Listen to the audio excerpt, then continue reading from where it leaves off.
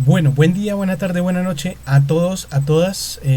Mis saludos desde acá, desde mi lugar de estudio, de trabajo. Darles la bienvenida a todos los estudiantes del Colegio Cristóbal Colón, muy especialmente y respecto a este video, a los estudiantes de grado 11. Sé que para ustedes no es fácil terminar su periodo formativo, graduarse en estas circunstancias, desde la casa, con todas las limitaciones que nosotros tenemos. Eh, las condiciones realmente son bien distintas, eh, pero hay que ponerle toda la energía a terminar el proceso formativo desde la casa. Hay que continuar trabajando en la educación de nuestros ciudadanos, y pues en ese mismo espíritu voy a procurar tener un programa a la altura. Tenemos una gran cantidad de inconvenientes, como ustedes se han dado cuenta. La educación pública en nuestro país carece de condiciones mínimas para que podamos hacer educación remota. Y bueno, si se trata de darle palo al sistema educativo colombiano, ahí nos quedaríamos bastante tiempo.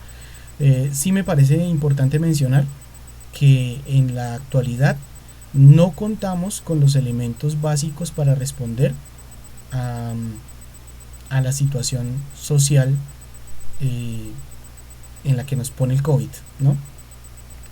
Es decir, la excesiva desigualdad del país, la injusticia social que prevalece en nuestro país, nos pone en la circunstancia de no poder realizar una educación remota a la altura de los jóvenes y las jóvenes de este país. Y eso creo que los jóvenes que se están graduando deben tenerlo en la memoria, porque pues vendrán otros gobiernos, vendrá la posibilidad del cambio, y creo que esta situación nos está mostrando que Colombia merece un cambio real. Eh, Voy a entrar en materia en este periodo académico. eh, Vamos a ver mmm, pues parte de la realidad actual. Quisiera acercarme a la realidad actual, entonces voy en este video a presentar términos generales, a hacer una introducción general al tema que nos convoca en ciencias políticas y económicas en el tercer periodo. Entonces, bueno, y después voy a darles a conocer algunas características de la asignación que tenemos para estas primeras 2 semanas en el módulo. Bien, entramos nosotros aquí a ver esta representación geográfica de China. Estamos en China por una razón importante. Es que China se volvió famosa, mucho más famosa por el COVID, ¿no? Porque es allí el epicentro, el nacimiento de este nuevo virus que nos tiene en confinamiento a todo el mundo. Y yo quisiera hacer una lectura de tipo político y económico de la realidad actual. Y quiero juntar esa lectura, que me parece fundamental para todos los ciudadanos, con los temas que nosotros tenemos que ver en clase. Entonces, lo he propuesto de esta manera. El virus nace, digamos que se crea, se dice que se crea.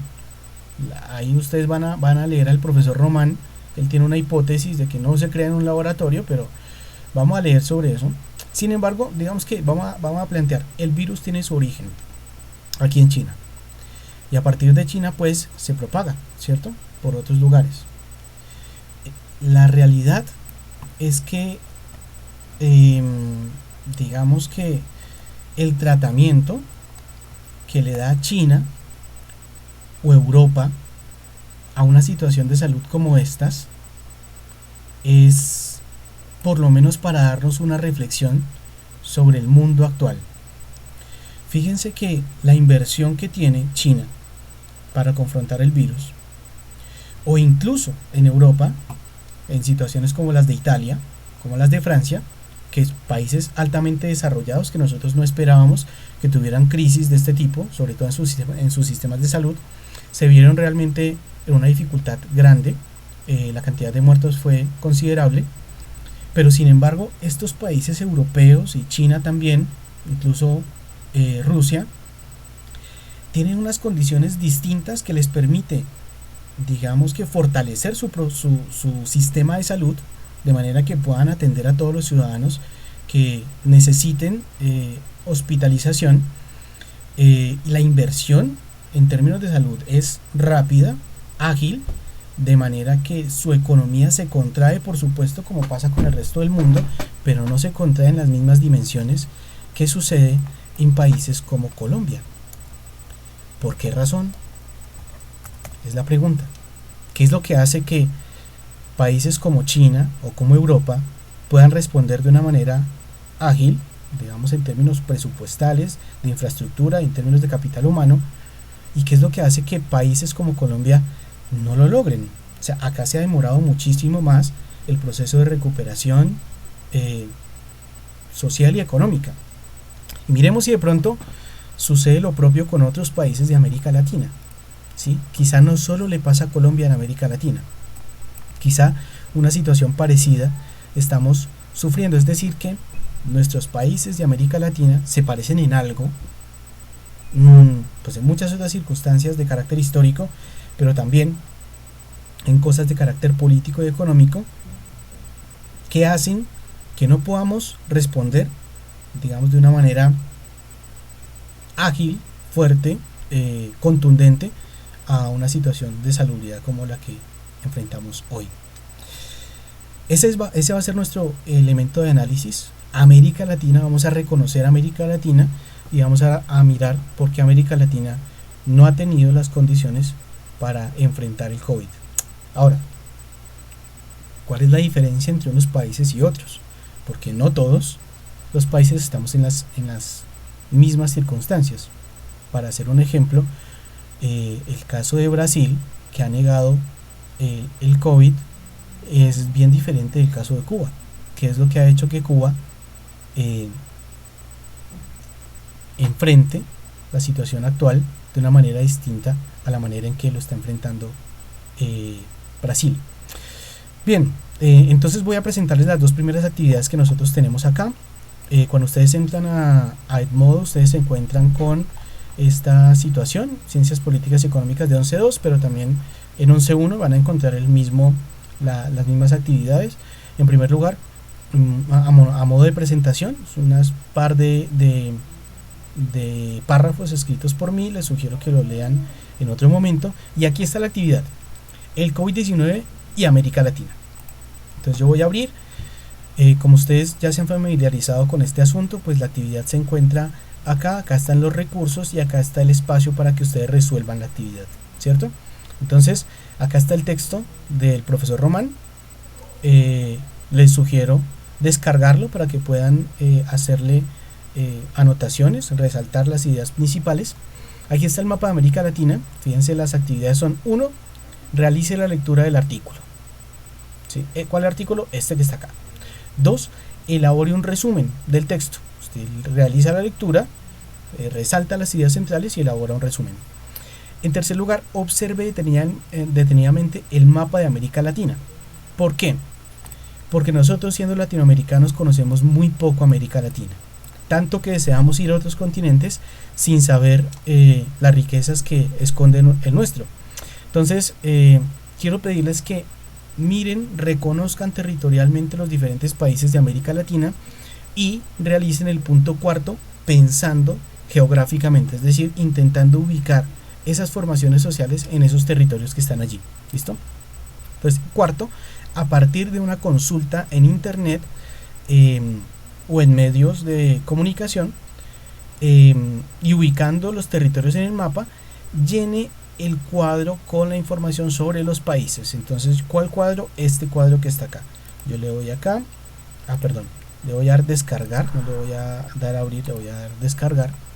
Y en descargar a mí me permite editarlo después de haberlo descargado.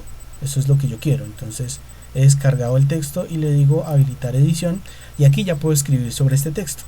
Les dejé el primer país como un ejemplo. Entonces puse acá una información: cuál es el país, cuál es el presidente actual de ese país, cuál es el tipo de gobierno que tiene. Es diferente el tipo de gobierno al presidente, ¿no? Que el presidente es una persona y el tipo de gobierno es el partido o la caracterización de ese partido.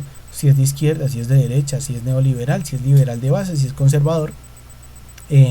Los principales productos de exportación, de qué viven en su ámbito económico, la tasa de desempleo actual, ojalá la más actual que tengan, Digamos que en Colombia, el último reporte que se hizo fue del mes de junio, eh, y el aumento del desempleo fue importante, es decir, que el 21,4% de la población está desempleada, pero eso implica que, bueno, el DANE no es totalmente honesto con esta circunstancia, ¿no? Porque es 21,4% más las personas que se consideran cesantes, que son aquellos que no tienen empleo y que se cansaron de conseguir empleo, ¿sí? Pero además esconde parte de las cifras que están alrededor del tema del empleo informal, porque tener un ingreso de 10.000 pesos vendiendo bonais en un semáforo no se puede considerar que esa persona que se dedica a esa actividad productiva está empleado. Sin embargo, en los datos del DANE aparece como empleado. Entonces, pese a todo, una cifra de 21,4% es escandalosa. Sin embargo, se aleja de la realidad. Sobre esto el senador Robledo ha sido bastante, eh, digamos que reiterativo. Les sugiero seguir su posicionamiento en torno al tema del empleo y el desempleo en el DANE, si les interesa profundizar en el problema del desempleo actual. Y el salario mínimo, para poder comparar el resto de los países, a ver qué tal pagan, ¿sí? Es decir, cuál es el salario mínimo en esos países. Vamos a comparar también cuál es la tasa de desempleo en esos países. Como les digo, hagan todo lo posible por encontrar el dato más actual que tenga cada uno de los países. Bueno, y el último, cuál es el principal problema de ese país en este momento. ¿Listo? Eso es todo. Ustedes llenan la tablita y la cargan en el espacio que ustedes saben que se encuentra acá. Adjuntar un archivo de mi ordenador después de haberlo editado. Esas son las actividades. Espero que realmente lo disfruten, no sea pues una actividad como tediosa, sino que realmente les sirva para aprender sobre nuestra América, sobre América Latina, y para explicarnos por qué diablos no hemos podido enfrentar de una manera digna y con altura el problema actual que se nos ha puesto, que es el COVID-19. Bueno, les agradezco, espero que se encuentren muy bien en la casa, que asuman el reto de la educación desde la casa, el programa Aprende en Casa, y nada, estamos totalmente disponibles para ustedes. Un abrazo, chao.